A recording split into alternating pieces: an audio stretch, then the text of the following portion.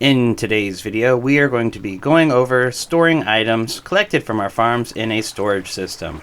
Before we can get to building the storage system, we need to understand some basics about water streams. That is the most easy and efficient way to transport items from one location to another without using a ton of hoppers. As you can see behind me, we have 4 water streams set up. Each block is slightly different. Colin is going to press a button, and then we're going to watch some items flow, and then we will explain the different results that we see. As you can see, all items were dispensed at the same time, but with slightly different results. Alright, let's talk about the different results. We have 4 channels set up, at least that's what we're calling it, and each channel has a water stream with a different type of block underneath. The channel on the right represents solid blocks and transparent blocks, any full block that you can place water on top of that has a full hitbox. In this case, it is light blue concrete. Items, when exiting a flowing water stream, will travel a maximum distance of 2 blocks. So if you need your items to extend beyond 2 blocks, just know that a third block is not going to be able to pick up an item if you have a hopper or anything like that. So solid blocks are great for traveling, but only if you have flowing water on top. The next channel is ice, and the one next to that is packed ice. As you can see, both options are great at extending the distance of your items if exiting flowing water from a water stream. It'll travel a total distance of 13 blocks, never exceeding beyond that to the 14th block position. Both are easy to come by in frozen biomes. However, I would not recommend using ice, as ice is prone to melting if it is not in a cold environment. So if your base is in a desert, ice is not an option. Even a plains is too warm to keep this ice in your base. If you are in a frozen biome, ice can work in a pinch. However, things like furnaces, anything that produces heat, can melt the ice and make a big mess. Packed ice is our recommended block in this use case. Packed ice is easy to gather. If you have Silk Touch, you're able to get ice and packed ice, and they're usually found together. It has the same 13 block travel distance after items exit the water stream, and I don't think I have ever sent items this far, so packed ice is my go-to and the one I prefer. The last and most expensive is blue ice. Blue ice can typically be found in the same biome as packed ice and ice. However, fewer blocks spawn, it is more dense, so it takes longer to mine, and you can see that you really aren't gaining much. You have an additional 4 blocks for a total of 17 blocks.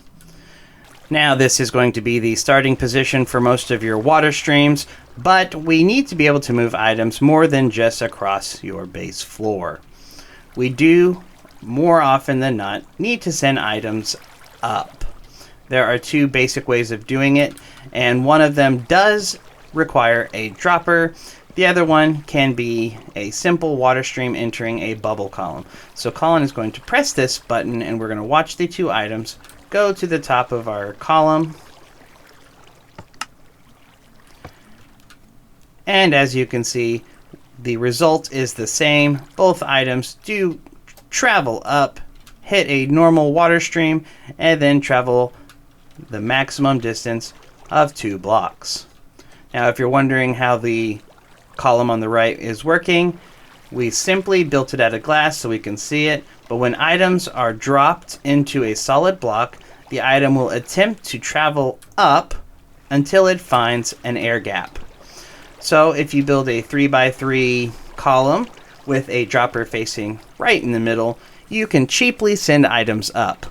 I rarely, if ever, use this method because, as Colin will demonstrate by pressing the button a few times, if the item has enough momentum, eventually the item will escape the column.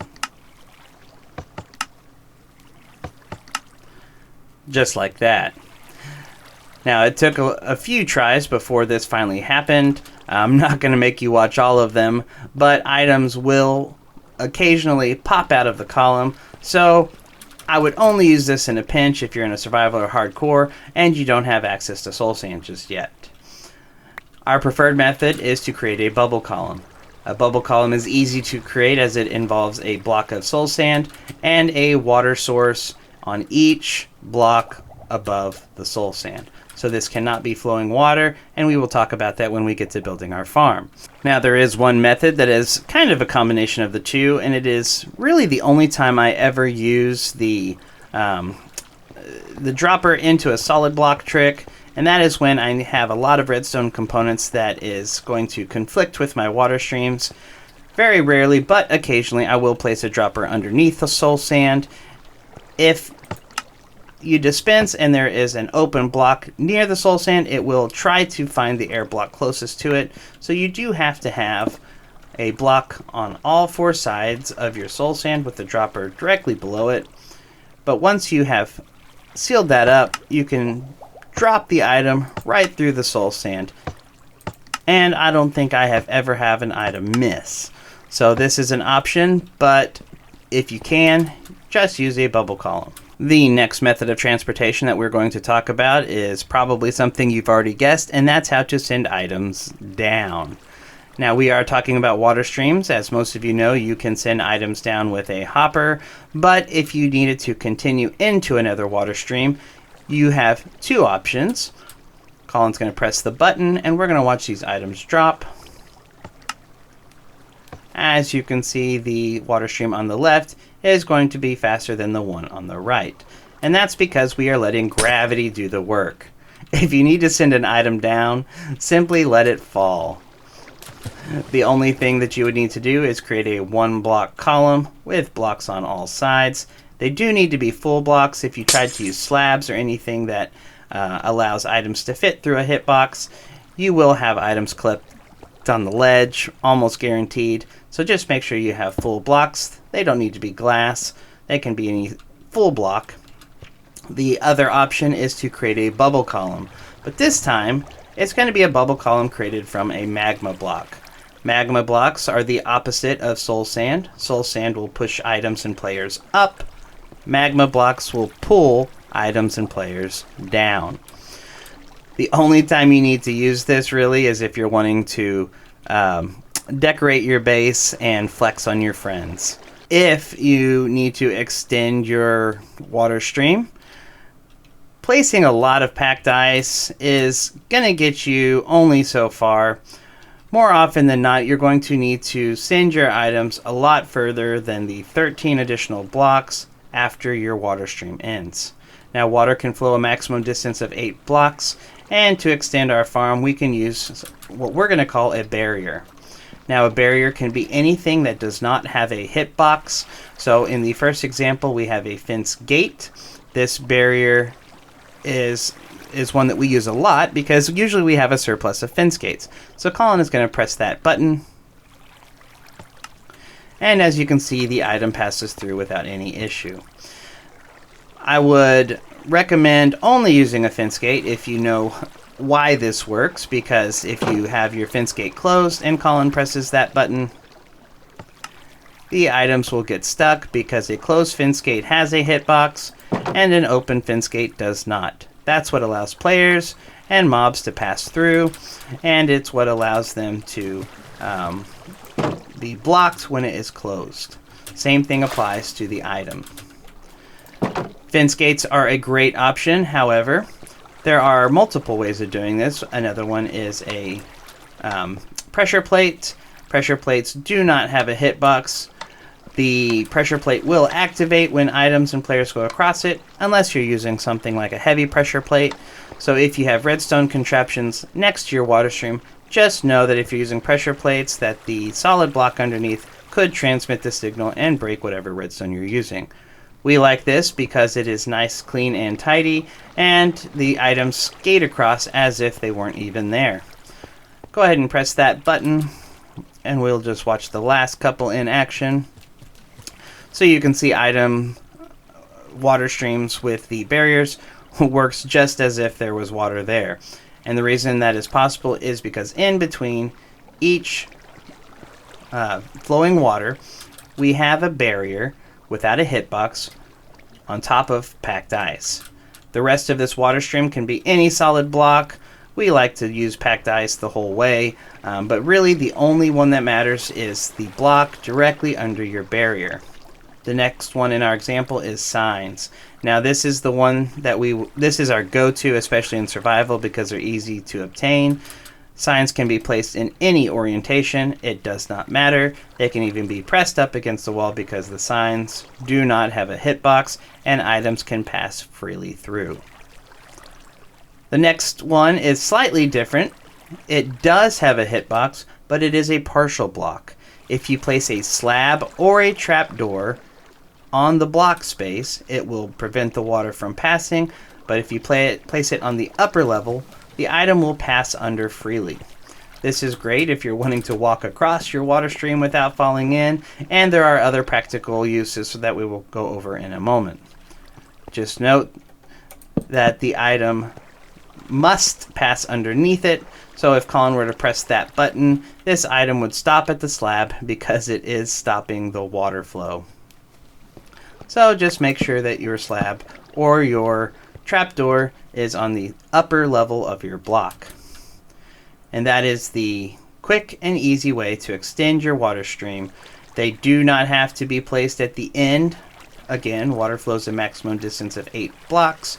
If you are wanting to extend this as far as possible and use as little materials as possible, you would place it right where the water stops flowing. And we'll just grab that. You would place it right where the water stops flowing, regardless of which method you use, but you don't have to go the full 8 blocks. You can cut it short.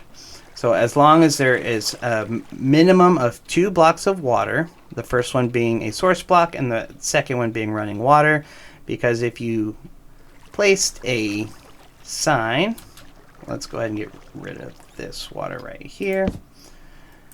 You'll know a single block of water does not flow and items will be slowed down and probably stop. So you do have to have a minimum of 2 blocks just so that water is flowing. You need to know this because the next thing we're going to talk about after extending our water stream is how to turn and direct items into different paths.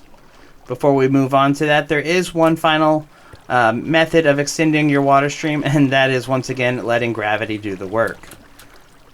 Every time water finds a block that is lower than its minimum flow distance, so in this case we have 7 blocks of packed ice, so the next block that the water can flow on is a lower level, and that starts the flow distance all over again, so you can drop it down every 7 blocks as long as you want.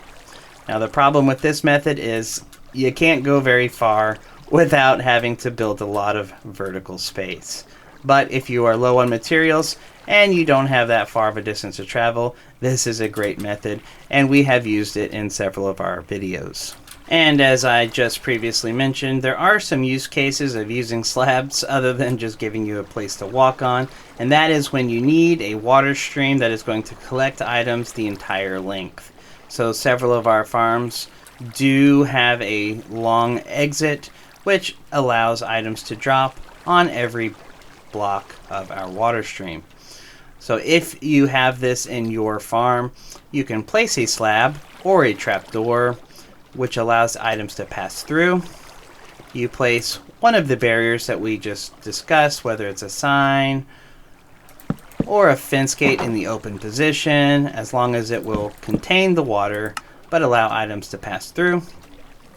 The water on top will direct items that land on top of your slab into your water stream and continuing down, and it allows items to pass under.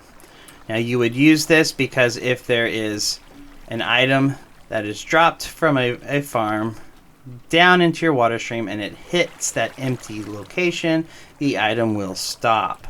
If there's no forward momentum, you will have items despawn because they are not able to exit your farm. Now this will work with slabs.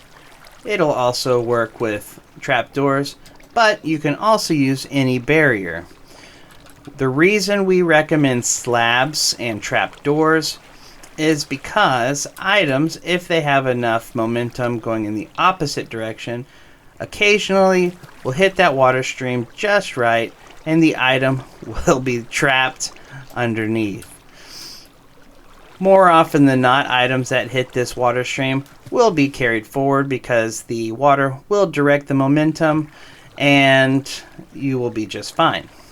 However, occasionally, as previously demonstrated, items can get trapped in that block. And that is all you need to know about extending your water stream long distances. Making a turn is extremely simple. You just create a 90-degree turn if it is in that 8 block travel distance. If the 8th block ends at the corner, you do have to do something different, which we will go over in a moment. But if it's within the 8 block travel distance of water, simply creating a 90-degree turn is all that you need. Once the water ends, or whenever you need to begin a new water stream, you would use the previous methods to place another water block. If the water stream ends shy of your corner or right up to the corner, you simply place one of the barriers in its place, which allows items to pass through, and you place a bucket of water in the corner. That prevents the water from flowing back on itself, and items will then enter the new water stream and change directions. So press that button, Colin, and we will watch both of these methods. And you can see the item navigates both of those turns just fine. Now, in most of the farms that you have seen in our videos, at some point you have item streams that intersect. If you have item streams that are equidistant and the 8 block travel distance is where they meet on the corner, then you don't need a barrier at all. Items placed in this water stream will pass freely through. They will just change momentum ever so slightly to the outside, and if they are intersecting, they will gain enough momentum to travel on through. If the item has enough momentum, occasionally they can get stuck. So there are better methods of doing it, but for the most part, this will work in a pinch. If the item stream that is intersecting is fewer blocks, total travel distance is fewer blocks than the water stream that passes through, that will also work as well, as long as the momentum of the water continues past. If the item stream that is intersecting and continuing on is fewer blocks than the one that is intersecting, you will create dead spots because the water will want to flow in both directions. And if the item stream intersecting has a lower water level, your water will turn and create dead spots, which will trap your items. So sometimes this method will work if everything lines up perfectly, but more often than not, you are going to implement one of these two methods to turn your items. The other scenario that you can run into is when you need to intersect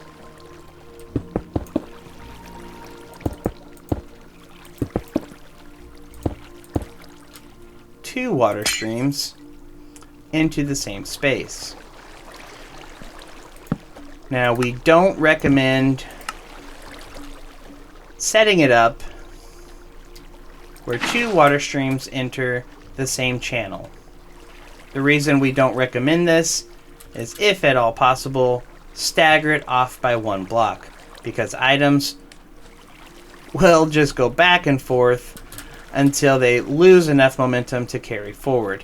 However, if there's just no other possible way of changing that water stream and they do have to intersect in the middle, they will eventually slow down enough to pass on through. Now, those are the basic concepts for sending items long distances, sending them vertically, or making a turn. This is not all you need to know when building a storage system, because we need to do something called item aligning. If you were to send a water stream directly over a hopper line, which is how we will get the items into our storage system, the item will become trapped if there is too much downward momentum. Sometimes you can get lucky and the items can skate all the way across, but once your chests are full and your hopper is full, they can no longer pull items down, and the item will need to be able to pass on to the next hopper. As Colin will demonstrate, just like the composter and just like the cauldron, the center of these blocks do not have a hitbox. Likewise, the hopper, even though it is ever so slightly smaller, also is missing the center hitbox, which is what our item is getting trapped in. So, to get around this, we do something called item aligning. To align an item, we want to pass the item on the upper portion of the hitbox of the hopper. And by passing the item on the upper portion of the hitbox, you are going to be able to place a hopper on both sides, because we are going to straddle these blocks, which will allow a hopper on either side to pick up our item. Now we will go over this in more detail when we build our storage system, but let's talk about how to align the item. As you can see, when we dispense this block, it will travel until it finds a hopper, unlike the water stream directly on top of hoppers.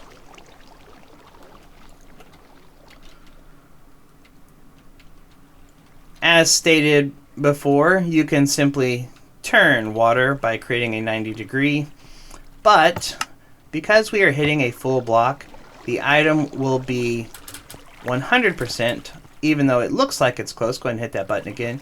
Even though it looks like it's close to the hopper, it is still 100% on top of our packed ice.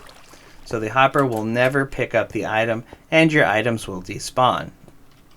We need to be able to move the item over just enough where it is still on top of the packed ice, but is overlapping our hopper.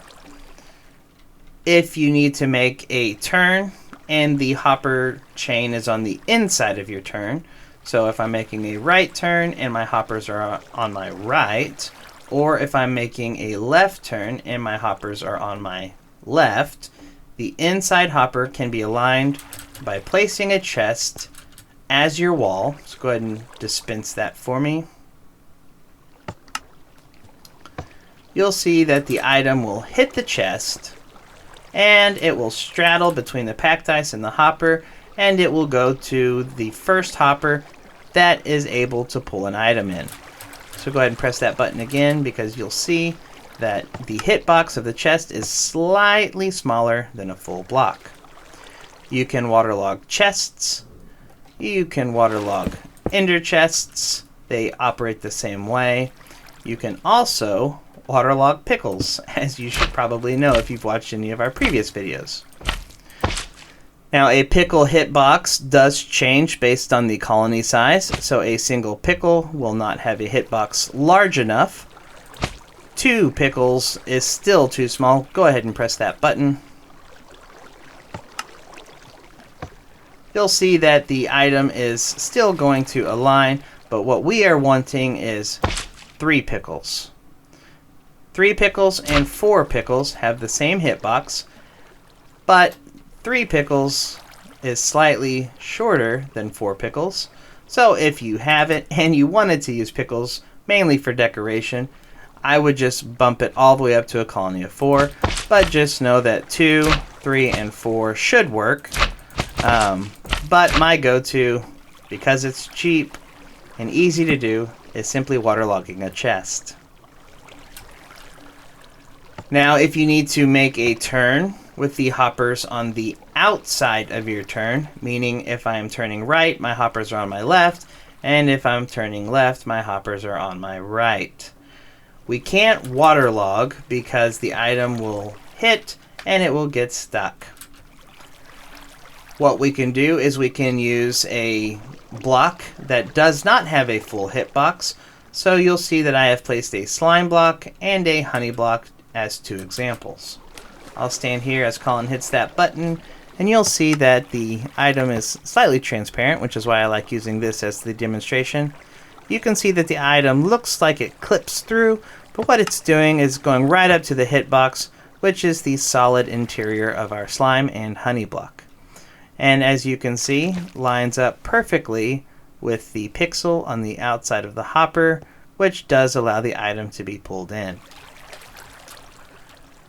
And as you can see, if you are making a turn with hoppers on the outside corner, your water is going to have some momentum as it hits that corner. So you do want to have 2 blocks as opposed to just 1. That is so the item can hit the slime block, straighten out at the honey block, and continue on. These are all of the items that we would recommend using. My preferred method is the honey block. I just like the way it looks. It is a little bit more pricey, so you can use a double chest, you can use a chest and a cake, you can even use turtle eggs. Now, like the pickles, the turtle eggs do have different hitboxes based on how many are placed, so you need a minimum of 2 turtle eggs up to the maximum of 4. 1 turtle egg, go ahead and hit that button, Colin. Whoop. You'll see the items will get stuck if the hitbox is not large enough. By adding a second turtle egg, press that button. The item will pass just fine and be pulled into that first hopper. And the reason the second block does need to be any of the items that we have on display here is if you used a full block. Go ahead and hit that button. Hit it again. Items do have a chance of getting stuck on the corner and ultimately despawning because it can never make it to your hopper. So those are your options. You have a chest, an ender chest, cake, eggs or turtle eggs, slime, and honey blocks. And you just place any combination of these items on your 2 blocks where you need your water to turn. And that is how we're going to align our items to pass over the hopper line. And now that hopefully you have a better understanding of item alignment, when you press the button, Colin, the item will hit that chest and it will align itself with 1 pixel over the left hoppers and over the right hopper. Now, what you're seeing here is just like the signs and the fence gates, iron bars do act as a barrier for water, and unlike the items that we talked about with our barriers, they don't allow items to pass through. But they do make a great barrier for water because the hitbox is so narrow. What you would do is you would place an iron bar all the way up until you need to either switch to a different water stream or until your water stream ends and you have to start a new one. So you would just zigzag your design and make sure that your water stream matches up so that when the item exits the water stream on the left, it is then picked up by the water stream on the right, and that pattern would then repeat itself until you get to the end. So just like before, we have locked all these hoppers to simulate full chest, so press that button and we'll see that the item will make it all the way to this hopper, and that's where it will be picked up. And those are the water stream basics that you need to know to transport your items from your farm to your storage system. Now, the reason we wanted to go over the basics of water streams, simply put, every base is going to be unique and every farm is going to be different. Even if you follow one of our tutorials exactly, your base layout may not be able to fit a storage system that we have designed. When designing your storage system, There's a simple method of placing the hopper line, like we demonstrated here, where each hopper is facing into a double chest, and each double chest is stacked on top of each other. As the chest at the bottom fills up, the hopper will fill up, and then the next hopper will then start filling the next double chest, and that will repeat until you get to the top. If you are wanting to access the items in the hopper, well, you just have to pull the items out of the chest. Once the chest is emptied, the hoppers will start flowing into your double chest. This is a great method when you are storing a ton of the same items. If you are playing a server like Donut SMP, you're probably storing them to sell them, and this just gives you quick access. This design can be stacked as high as you want to go, or as low as you want to go. You can use both sides, or if you are wanting to align on a hopper with your packed ice on the left, you can do your entire storage system on one side. The possibilities are truly endless.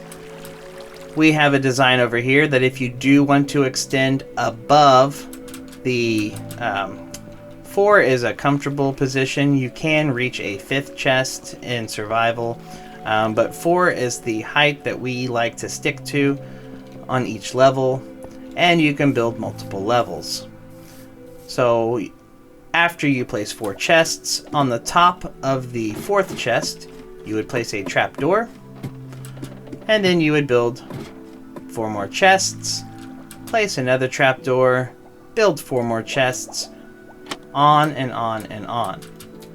The reason we like trapdoors is because if you are at the top of your storage system, you are done collecting your items, simply open it up, and that is a quick way to get down without popping a totem. To get up to the top, the easiest method is placing a ladder next to each level that you can access your items. If Colin wouldn't have gotten in my way, that would have looked a lot better. But you just climb up to each level, collecting your items and selling them along the way, climbing down your ladder, or simply dropping down. If you wanted to get fancy, you could implement a bubble column and do it that way as well. In a later redstone video, we will be going over how to make bubble column elevators, which will then stop you on your desired floor, which will be pretty cool. If you're excited for that, leave a comment, let us know what you think. Alright, that is the basics of water streams and how to start your storage system. In the next video, we are going to be demonstrating a simple storage system that you can implement for the 3706 V3. However, all of the methods that we talked about today can work for any of your farms, whether you built a 3706 V2, a duck V3, or a berry farm. It doesn't matter. All the methods work the same. I'm CD3 Daddy. And I'm C3DG Minecraft. And we will hope to see you in the next video. So like, subscribe, ring that bell so you know when we post it, because we will be posting it very soon.